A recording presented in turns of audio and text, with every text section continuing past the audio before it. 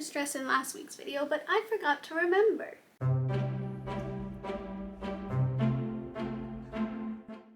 Hi, welcome back to my channel, or welcome if it's your first time here. I'm Lindsay, and we are coming to the end of 2023. I'm pretty sure when I'm posting this, 2023 has a couple days left. So I figured I'd start talking about 2024 already. I want to talk about the books I'm excited for in 2024, the ones that are getting released this year, my most anticipated releases. That's probably what the title is. And I'm just going to jump right into it with The Prisoner's Throne. So I mentioned The Stolen Heir last week, and I have a whole video talking about the Cruel Prince, the Folk of the Air series, and how much I love this world that Holly Black has created. And I am both super excited and absolutely terrified for the next book, especially because of the way the last one ended. And I've heard that Carden and Jude are coming back, so I have so many thoughts.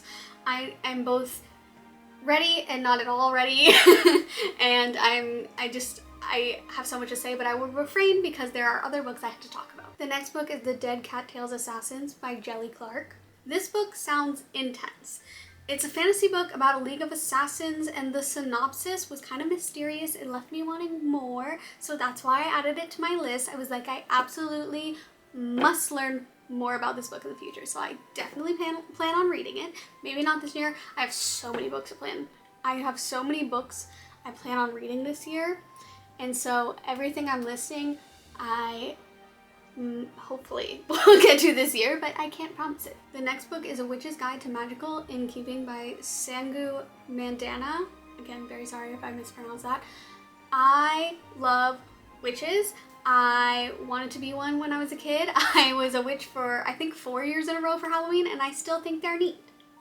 So this is the second book from the Very Society of Irregular Witches, but it sounds like, I could be wrong on this, it sounds like it's a different character. We're following a different story in the same world, which I think is very interesting. It's also a fantasy romance, and we know I love fantasy romance, so naturally, witches, fantasy romance, it went on my list. Next, we have A Tempest of Tea by Hafsa Faisal. So I added this book to my list because it said it's similar to, or for fans of The Six of Crows, and I love that duology. It does sound similar to it because it is an orphan girl, and I think her group of friends go on a heist and with vampires, so it's like Six of Crows but with vampires. So yeah, I'm interested. Moving on to Fairies Never Lie. This is a book with multiple different authors, one of which is Holly Black, and she is one of my favorites. So as I mentioned, I've been really into fae since The Folk of the Air, and this is a book, again, by multiple different authors sharing their short stories about fairies and fae, so naturally it went on my list, and I'm excited. I don't often read books that are a collection of short stories, but all the ones that I have read, I have enjoyed, so very excited to try this. The next book is So Let Them Burn by Camilla Cole. It's a YA fantasy book with dragons, so right off the bat, I read dragons and I added it to my list because I will try anything with dragons. It sounds like it's going to have a family-focused plot, which is different from a lot of the other books on my list. And I'm not going to read the whole synopsis, but I do want to read this part. It says, whip smart and immersive, the Jamaican-inspired fantasy follows a God-blessed heroine who's forced to choose between saving her sister or protecting her homeland. Perfect for fans of Iron Widow and The Priory of the Orange Tree, which I haven't read those books, but I am still excited to try this one.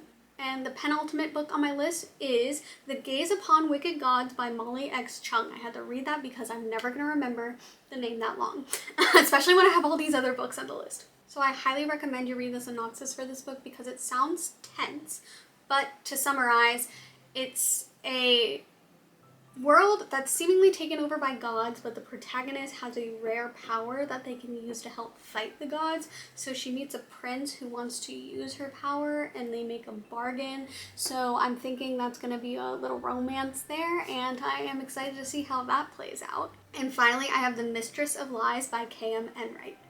The synopsis starts by mentioning the protagonist's use of blood magic. I don't know why that didn't roll off the tongue easily, but it didn't. So it starts by mentioning their use of blood magic, and as I already mentioned, I am fascinated with witches, so I'm also just fascinated with magic, so that pulled me in. And she sounds very vengeful and feral, and honestly I support that. The story seems to be about this vampire kingdom, and I haven't read a lot of vampire books lately, so I do kind of want to read a few more of those, and it sounds like there's gonna be some romance in there, so fantasy romance, I am interested. But that is the entirety of my list as of right now. I'm sure more books will be announced by the end of 2024. I mean, Letters of Enchantment 3 possibly, so we will see. Maybe I'll do an updated video in the middle of 2024 sometime during the summer, and I'll talk about more anticipated releases for the rest of the year. But this is what I have for right now. So if you're excited to hear me talk about some of these books in the coming year, like and subscribe, and I will see you. I think my next video is planned for a week. I mean, besides the shorts that are posted randomly throughout the week. But yeah, bye!